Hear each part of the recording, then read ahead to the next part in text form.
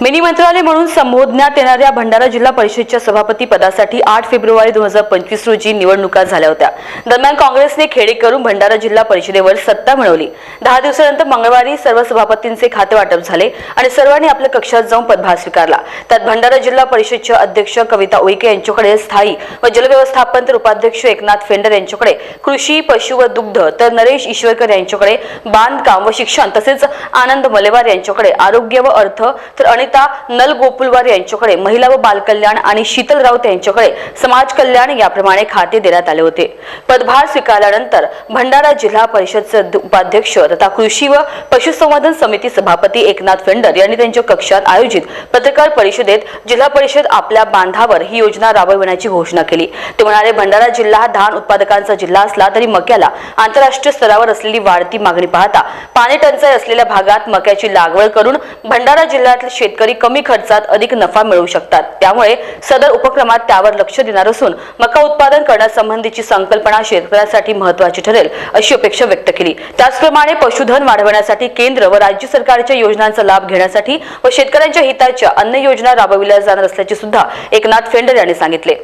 जिल्हा परिषद भंडाऱ्याचा कृषी व पशुसंवर्धन विभागाच्या सभापती म्हणून माझ्याकडे कारभार सोपवण्यात आपला भंडारा जिल्हा हा कृषी प्रधान म्हणजे शेतकऱ्यांचा जिल्हा आणि धानाचा जिल्हा म्हणून ओळखला जातो। जिल्हा परिषद बांध्यावर हा एक उपक्रम आम्ही याकरता सुरू केलेला आहे, कारण की शेतकऱ्यांना असणाऱ्या अडीअडचणी त्या जाणून घेण्याकरता व शेतकऱ्यांना ज्या शासनाच्या वतीने म्हणजे केंद्र सरकारच्या वतीने असो की राज्य सरकारच्या वतीने असो की जिल्हा परिषदच्या वतीने या ज्या योजना त्यांना देण्यात येतात त्या योजनेची पुरेपूर माहिती हे शेतकऱ्यांपर्यंत पोहोचत नाही।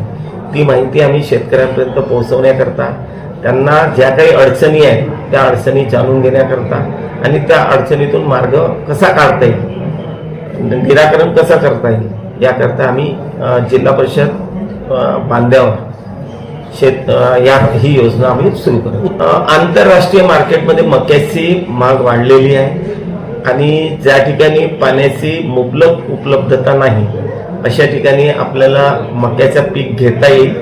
त्याचप्रमाणे मक्याच्या पिकाला लागणारी लागत ही धानापेक्षा कमी आहे आणि उत्पन्न अधिक आहे। त्यामुळे शेतकरी हा आर्थिकदृष्ट्या सक्षम होईल हा दृष्टिकोन ठेवून आपण शेतकऱ्यांनी मक्याची लागवड करावी हे आवाहन केले।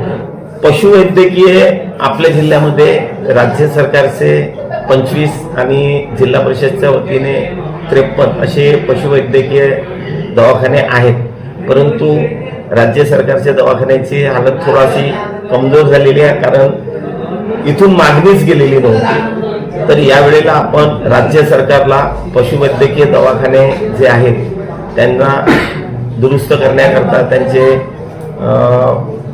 बांधकाम करण्याकरता आपण राज्य सरकारला मागणी करणार आहोत, निधीची मागणी करणार आहोत। त्याचप्रमाणे राज्य सरकारद्वारा चालवण्यात येणाऱ्या दवाखान्यामुळे आणि जिल्हा पशु दवाखान्यांमध्ये कर्मचाऱ्यांनी इंडिया न्यूज TV 24 करिता राजू आगलावे, भंडारा।